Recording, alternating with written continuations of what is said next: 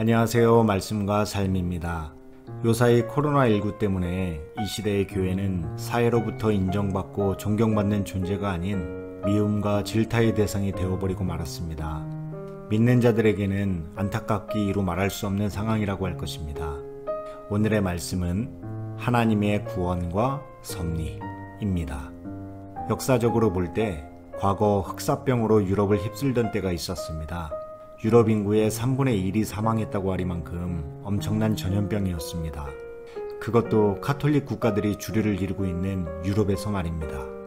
그 결과 봉건제도의 몰락은 인권의 신장 그리고 자유로운 시장경제로의 변화를 가져오게 되었습니다.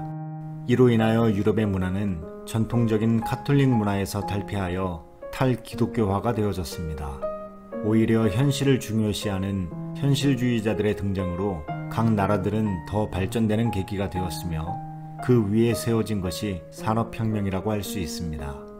지금의 한국은 흑사병으로 유럽을 휩쓸었던 시대적 상황과 매우 흡사한 상태를 맞고 있다고 할 수 있습니다.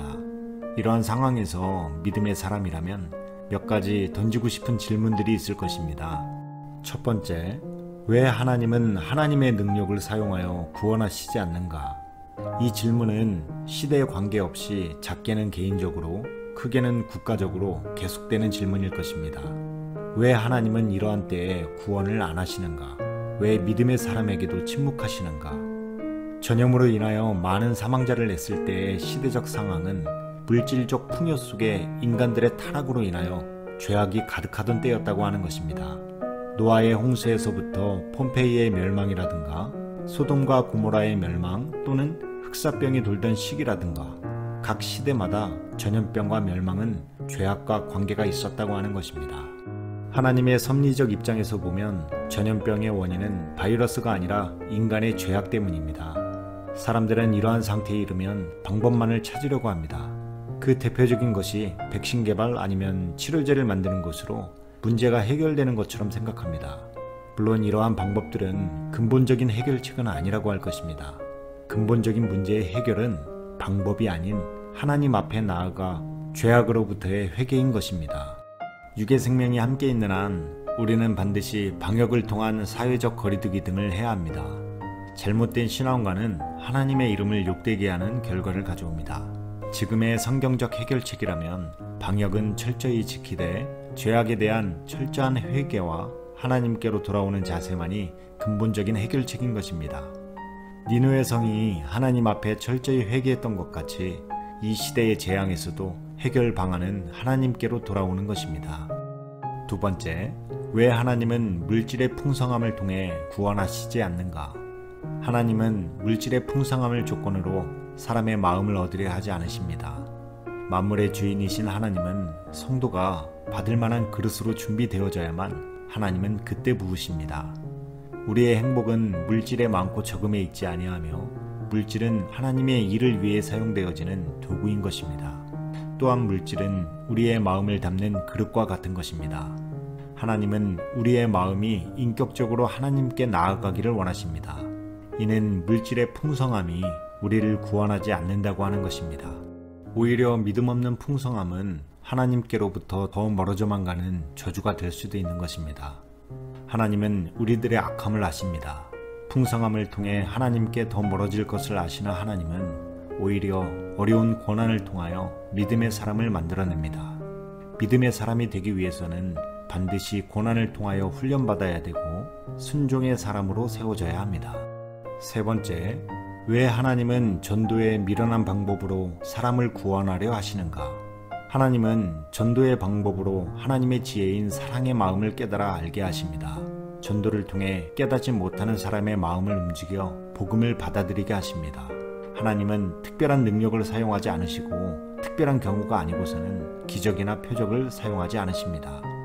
하나님은 전도의 미련한 방법을 통하여 구원하시길 기뻐하셨습니다. 이유는 하나님의 일은 인격적 관계이지 형식이나 일의 양이나 성과에 있지 않기 때문입니다. 사람들은 성과를 생각합니다. 그러나 하나님은 우리의 영혼의 변화와 관계에 목적을 두고 계십니다. 하나님은 믿음의 사람이라고 다 구원하시는 것이 아니라 죄악에서 떠나 회개하고 하나님께로 돌아오는 자들에게 구원을 베푸시는 분이십니다. 하나님의 구원의 방편은 어느 위기의 상황에서의 구원이 아니라 평상시에 하나님을 향한 진실한 믿음의 자세를 가졌을 때 하나님은 구원의 역사를 이루십니다. 네 번째, 하나님은 어디까지 구원하시기를 원하시는가? 하나님의 나라가 온전히 이루어질 때까지는 마귀의 역사는 계속되어짐을 알아야 합니다. 그럼에도 하나님은 모두에게 구원을 베풀지 않으십니다. 오히려 하나님의 구원은 침묵하시는 것처럼 여겨지기도 합니다. 그러나 하나님은 모든 것이 협력하여 선을 이루시는 분입니다. 결코 하나님이 손해를 보지 아니하시고 모든 상황에서도 하나님의 뜻을 온전히 이루는 분이십니다. 그리고 우리들의 마음이 불의에 대하여 붕괴하는가 아니면 포기하는가 아니면 관망하는가에 우리의 마음의 자세를 보시고 계십니다. 왕은 다만 말씀만 하십니다. 그리고 그 말씀을 신뢰하고 믿고 따르는가를 보십니다. 하나님은 길이 참으심으로 사랑을 보이십니다. 어떤 이상이나 표적을 보이시는 것이 아니라 독생자를 죽게 하시기까지 우리를 향한 사랑으로 우리를 구원하십니다. 하나님의 능력은 사랑이십니다. 하나님은 인격적인 말씀을 통하여 역사하십니다. 사람들은 어떤 작은 능력이라도 보이고 나타내는 외적인 역사함을 원하지만 하나님은 말씀을 통하여 그 말씀을 믿느냐 못 믿느냐의 믿음의 중심을 보시는 분이십니다. 그러나 마귀는 철저히 보이는 능력을 통하여 자신이 대단한 것처럼 행합니다. 그것이 바로 표적과 이사와 기적이 되기도 합니다. 다섯 번째, 마귀가 역사하고 있는 세상은 언제나 위험이 도사리고 있습니다. 어린이가 독사굴에 손 놓고 장난쳐도 물지 않는 세계는 하나님의 나라가 온전히 회복되어지고 마귀는 꺼지지 않는 영영한 불에 던져져 마귀의 역사가 없는 하나님의 통치만 있는 하나님의 나라가 이루어질 때 나타나는 것입니다. 이는 그 심판의 날이 이르기 전 이 땅에서는 늘 마귀의 역사와 위험이 도사리고 있다고 하는 것입니다. 중요한 것은 예수님이 이 땅에 오신 목적이 마귀를 멸하러 오신 것이 아니라 마귀의 일인 죄를 멸하러 오셨다는 것입니다.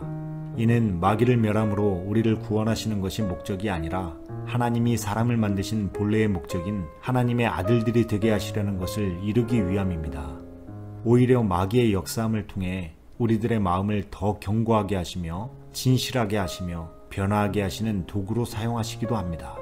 코로나19는 무조건적인 신앙이 좋은 신앙이 아니라고 하는 것과 또한 어떻게 신앙생활을 해야 성경적이고 바른 신앙인가 깨닫게 합니다. 마지막으로 결론은 우리가 어찌하여야 구원을 얻으리까? 라는 질문의 대답은 곧 우리의 올바른 믿음의 자세에 답이 있음을 알게 합니다. 그리고 그 대답은 주 예수를 믿고 회개하라. 그리하면 구원을 얻으리라. 에 대한 우리의 반응입니다. 그렇습니다. 예수님은 우리에게 구원을 어렵게 얻도록 하신 것이 아닙니다. 그저 값없이 선물로 주신 것입니다. 다만 우리는 세 가지만 하면 됩니다. 믿고 회개하고 고백하면 됩니다. 여러분 모두에게 구원의 확신이 있으셔서 항상 기쁘고 평안하셨으면 좋겠습니다. 샬롬.